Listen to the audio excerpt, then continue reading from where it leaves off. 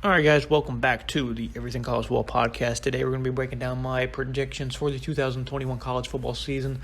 This year, we're going to focus on awards mainly. These are really typically hard to predict on both sides of the ball, but it's always fun to dish out what you think might happen and compare it at the end of the year to reality. So, kicking things off, we're going to start with the Heisman Trophy. This is an award usually favorites don't win it, and that's why I'm going with C.J. Stroud from Ohio State. His odds have been rising as of late, which are kind of putting it. I think he's now in the top 5. But before the season, he was not a favorite. 4 of the last 5 have not been favorites. They've been 20-1 on odds or worse. Besides 2017, Baker Mayfield, he was the favorite, and of course, he won the award. So I'm going to go with Stroud from Ohio State. He's got a great offensive line. The supporting cast is phenomenal. Nicholas Petit-Frere, Thayer Munford, the top tackle duo in the country. He didn't have wonderful protection. He didn't have all day to throw to.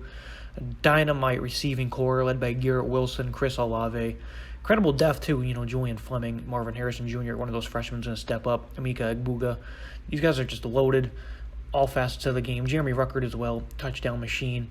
Focusing on Stroud himself, though, former top 50 recruit coming out of high school. He's very similar to Justin Fields. I don't think I don't think he has the most powerful arm, I guess, if you're comparing the Fields, but he's going to fit right in this offense. His legs.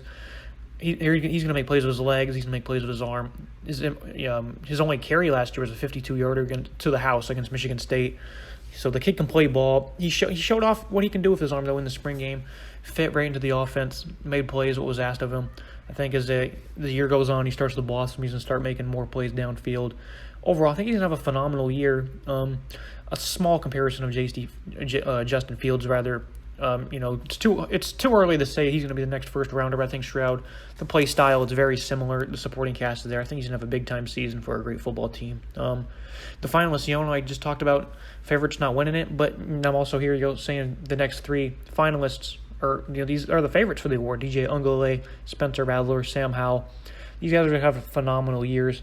Clemson, they have a loaded receiving core, and talent-wise, Justin Ross is back. A lot of guys, though, you're going to have to build chemistry with for Clemson, but the talent's there. In the 2 games last season, Ungole was perfect, or nearly perfect. He was 1-1.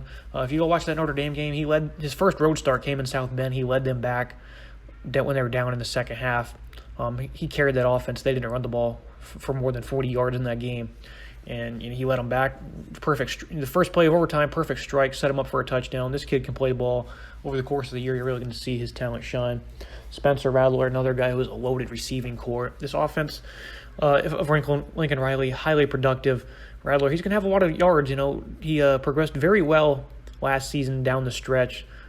He was phenomenal outside of the pocket. That's where he made a lot of his plays. You're going to see him get more comfortable inside of it this year. I think he's going to have a big year. He had 28 touchdowns, over 3,000 yards last season. The hype is very deserved for Spencer Rattler. Highly impressive talent for how young he is. What he did last year, I thought it was pretty phenomenal. He started the year a little rough. As the year went on, though, he got tremendously better, and I think people are going to start to take notice of him. And you're going to find out the hype is not fake whatsoever. This kid can ball. Sam Howell, it's going to be a test for him. First time he's going to be without his top 4 weapons, his top 2 running backs, and his top 2 receivers. He's had both, Brown, Newsome, Williams, Carter, those guys. He's had them for his first 2 years at North Carolina. Now he's got new guys. Ty Chandler, running back, Coffrey Brown, Josh Downs. I think these guys are going to step up. They're going to make a lot of plays. I don't think you're going to see a fall off from Howell, but I don't think they're going to have as many big plays as they did when he had those 2 top receivers. So his stats might not be as they have been over the past couple of years. He's had over 3,000 yards and 30 touchdowns each of his first 2 years. Just phenomenal numbers. I think you're going to see quite similar, but I don't think you're going to see as much explosiveness from this passing attack, at least for the first half of the year. I think eventually they could start getting things together because he throws a beautiful deep ball, phenomenal arm talent, but working new guys into the lineup. So, and then a bit of a surprise here to most people, Muhammad Ibrahim, Minnesota. This guy ran for 150 yards a game last year, 1,000 yards, 15 scores in 7 games, that is, for Minnesota. He's running behind 5 seniors, the biggest offensive line in college football.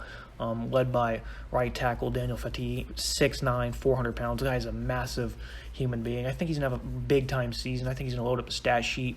Minnesota's going to have to win the games, though, for him to be a Heisman finalist. But he's going to have a big-time season. This guy has always been really productive throughout his career. I think this year is the year for him to really shine. Like he did last year, I think he's going to be even better. Great vision, very powerful runner. Very impressive. And it moves us to our next line of awards, all of the offensive awards. I do have him winning the Doak Walker Award for best running back. I do think Brian Robinson from Alabama and Bijan Robinson from Texas will give him a run for his money. Brees Hall as well from Iowa State. I do think Abraham is a Heisman finalist. If that ends up happening, he'll be winning the Doak Walker Award as well. Tough competition, like it is for every award, but I think he has the edge, and I think he's going to end up being the nation's top back. Johnny Unitas Golden Arm goes to the best senior quarterback yearly. I think D'Eriq King from Miami is going to win this one. He was able to build some chemistry last year with these guys. Late in the year, their passing offense just started to make some strides. They were making plays. Unfortunately, he tore his ACL in the final game of the year. But they get a lot of experience back at receiver. Mike Harley. They also added Charleston Rambo from Oklahoma. These guys are really deep. D. Wiggins, another one. I like what Miami's passing attack has. I don't think you're going to see 350 yards per game out of these guys because D'Eriq King, he's not, at least in terms of an NFL draft prospect, isn't the best pure quarterback, but I do think he's going to have a big-time season. Production's going to be there. I think they're going to win a lot of games on his shoulders. D'Eriq King, he's a phenomenal player. People forget how good of an athlete he was at Houston. He was the team's leading passer. I think he was their third leading rusher and third leading pass catcher in 2017 at Houston. And then the next year he had 50 touchdowns as a quarterback. So this guy is a phenomenal player. So a lot of people didn't know that about him and how good he was at Houston. So I think he's going to be the best senior quarterback in the nation. Next, you got the Fred Blitnikoff Award, the best wide receiver, that is. I think it's going to be George Pickens if he's fully healthy, but right now that's very uncertain. I think him and JT Daniels will have a special connection this year whenever they're playing together, but if he's not going to be able to play all 12 to 13 games, then it's just not going to be feasible for him to win the award. So I do have Chris Olave winning the award. This guy separates. He's a very perfect deep threat. C.J. Stroud as the Heisman winner in my estimation. This is going to be his top pass catcher. Him and Garrett Wilson will battle all year long. These guys are just going to put up great numbers. Garrett Wilson, or Olave rather, a lot of people consider him a second round pick from a year ago when he decided to come back to college. It's hard to ignore that type of talent. When a player like that comes back to school, he's certainly going to have a massive impact, and he's going to collect some hardware. So Marvin Mims, Romeo Dubs from Nevada, Justin Ross, other guys that could probably win the award. Romeo Dubs, a phenomenal playmaker, a lot of people don't know about. They know about the other two names, and their quarterbacks are Heisman finalists, and their top receiver I think will be finalists for some hardware as well. But Romeo Dubs from Nevada, this guy's a phenomenal playmaker. He goes up and gets it, athletic specimen.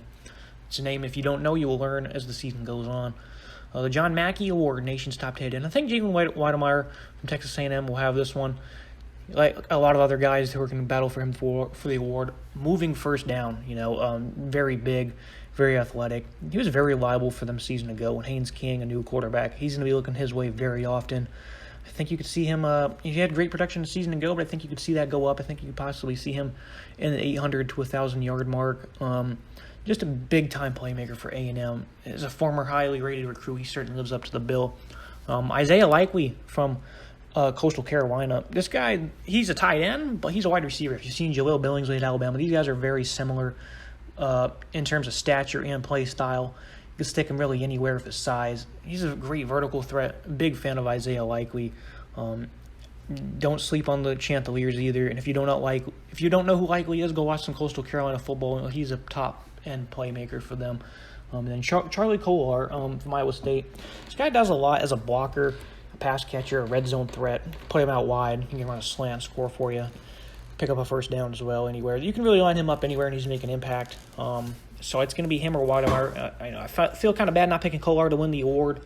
But I think in terms of receiving threat, I think Weidemeyer, he's going to have to make a bigger impact than Kolar. So it's really up for grabs, though. If it's not one of those 2 or 3 guys, I'd be kind of shocked. But that's what we have for the John Mackey Award. Now we move to the big guys up front.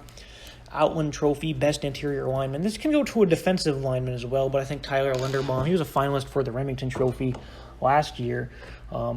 Leonard Dickerson from Alabama won that award, but for the nation's best center. He was a finalist for it. So coming back, I think he wins the Outland and the Remington. This guy is just phenomenal up front. What can he not do? If you're a finalist for an award and you're back in college football next season, chances are you're probably going to win it outright. So I think Linderbaum, he's miles ahead of a lot of centers and interior linemen all of college football in the trenches for Iowa. So he's going to take home 2 of those trophies. And then, moving to special teams, the Lou Groza Award, Katie York. This guy's deadly accurate. He's also probably got the biggest leg in college football for LSU. You've seen it against Florida late in the year where he was nailing bombs. What did he hit the game winner, I believe, too. York, phenomenal kicker. He's a veteran. You're going to trust him to get things done this season. The best punter award, Lou Hedley. He was actually second in college football last year in yards per punt.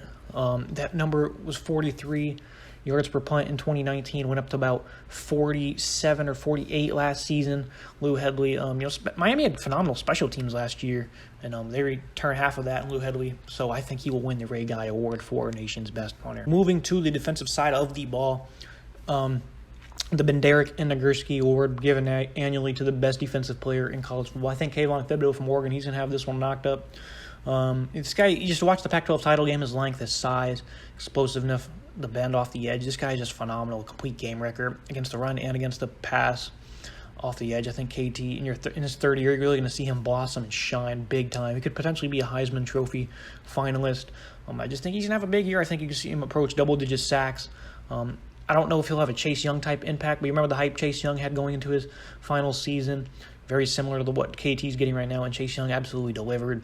I don't know if you'll see KT rack up 5 sacks against a top opponent like Young did. He had 5 against Wisconsin. I don't think you'll see that type of effort, but it's very possible. I think KT's the best defensive player in football, and he's going to definitely take home some trophies this season.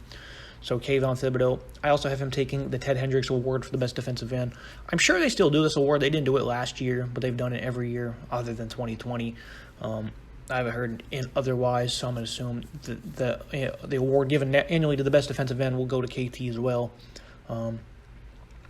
Moving to the Butkus Award, the outstanding linebacker, Nakobe Dean, Georgia. He's an elite run defender. These guys are ranked number 1 in rush defense each of the past 2 seasons. I think you'll see them inside the top 5 for a third straight year. And Nakobe Dean's going to go a long way in determining that. He's so good for this defense. You can see, I think the Pac-12, there was some guys in Devin Lloyd, Olafashio. These guys are really good. I think those guys will make a run for the award. Zakoby McClain from Auburn. This is going to be a tough award to win. You also have 4 great linebackers at Alabama. So I'm just throwing Nakobe Dean out there, but there's a lot of guys who could swoop in and win this award. Last year you've seen Zaven Collins from Tulsa win it. So really anybody can claim this award, but I'm going to go Nakobe Dean. I think he's going to have a big-time year. The Jim Thorpe Award, best defensive back. Derek Stingley is going to be the favorite, and people are probably going to call it criminal. I don't pick him to win this award. But again, predicting who's going to be the best defensive back in college football, it's kind of hard. It's not always a given. It would seem too obvious if I picked Derek Stingley. So I went with Josh Jobe from Alabama. This guy has never allowed more than 55 yards in his career. Physical imposer. He's very good against the run. 11 pass breakups a season ago, so he's really good outside in coverage. He does a lot of things very well. As I said, run stopper, pass breakups, the ball skills, coverage skills. This guy's just so good. It's going to be too hard not to give him the award because I think at corner 1 this year, that Alabama defense is going to be booming, and I think he's going to be a big part of why the secondary is going to be one of the nation's best. But I do think Stingley will be a finalist for it, as do I think Kyle Hamilton from Notre Dame. Like I said, Tyler Linderbaum was a guy who was a finalist for some awards last year. Probably could have went to the NFL and won a high draft pick. Same with Kyle Hamilton if he was eligible. So you see a guy who's miles ahead of everybody else come back to school. Kyle Hamilton, safety at Notre Dame. He's going to have a big-time season. And the final award, the Lot Impact Award, outstanding defensive player. The players who win, the Benderek and the Nagurski, typically don't win this award. They like to switch it up. I have Jack Sanborn from Wisconsin. I think he's going to have a big-time season. Wisconsin, I think they're going to have a resurgent season. I think they're going to be in the 10-11 win mark. Sanborn, just a phenomenal player in the middle for Wisconsin. They always have stout linebackers, and he's just next in line. The final awards on our list, we just labeled these as miscellaneous. Coach of the Year, Paul Chryst, as we just mentioned, Wisconsin. They're going to be very resurgent. Their defense is going to be elite once more. And I think their offensive line, you're going to see their offensive line great. I think you're going to see them getting back to running the ball the way they want to with Jalen Berger. Graham Merritt, I think he's going to take some next steps. Last year he had that one great game against Illinois, and the rest of the year was kind of shaky, very iffy from Mertz. But I think with some offseason work, you're going to see this offense get back to the way they play ball. It's not a very tough schedule for Wisconsin either. They play Notre Dame in Chicago. I think they host Iowa. I know they play Iowa, open the year against Penn State. Other than that, though, it's not really tough. They play on the road at Purdue. But altogether, not a very tough schedule from Wisconsin. I think they're going to win a lot of games. I think they're going to make statements in the games they win, too. So I think Paul Chryst, Coach of the Year for him. The Lombardi Award, nation's top player. This is another award who typically doesn't go to players who win the Benderek and Nagurski. Defensive tackle Jordan Davis from Georgia. This guy's a complete game record in the middle. This is another award who's up for grabs, but I think Davis is really going to stand out this year. You watch his tape, they can double team him, zone block him, do whatever you want, breaking the running back over. Just doesn't really do much. This guy's just a complete game record up the middle, complete beast. I think he's going to have a great year this season. Watch week 1 against Clemson. I think he's a bit of a mismatch. He has the edge there, could make some noise. Either way, Jordan Davis, great player out of Georgia. Moving to the Frank Boyles Award, the nation's top assistant. You typically don't see this go to defensive coordinators very often. But P. Golding from Alabama, I think we're going to see a vintage Alabama defense this season, which is going to allow him to win this award. They're stacked in every facet of the game. I think their rush defense is going to get back to its old ways because they haven't been bad over the last couple of years, but they haven't been as dominant as they were in the early 2010s. LeBron Ray, one of the standouts there, Fedarian Mathis, a gap clogger. I like Alabama's rotation on the defensive front. Linebackers are stacked. Will Anderson, Christian Harris. They also added Henry Teoto from Tennessee. These guys are just very, very talented, incredible stuff. And, I think they have the best linebacking core in FBS. They also have the best secondary. I mentioned Josh Jobe as my Thorpe Award winner. Also got Malachi Moore in the back of there, Brian Branch, DeMarco Helms. The names go on and on. This is probably going to be the nation's top secondary. Very impressive stuff from Alabama's defense this year. I think you're really going to see them just dominate people all year long. And then finally, the Paul Hornung Award, the most versatile player. I was thinking of Calvin Turner from Hawaii, but I think Deuce Vaughn from Kansas State. Despite being severely undersized, this guy can play ball. He's a speedster. As a runner, as a pass catcher, he picks up a lot of yards, makes a lot of big plays in the open field. I think he took a punt return to the house last year, too. I think you're going to see him have an impact on special teams. Just all around, he's going to get touches in every facet of the game any way they can. So I think Vaughn, he'll be a first-team All-American for all-purpose player, and I think he wins the most versatile player of the year award. So that wraps things up. I'm sure you disagree, so go ahead and leave a comment below who you think should be where, and we'll see how this plays out. We'll look back at it in December and see what was right and what was wrong. So everybody leave a comment, subscribe. See you next time.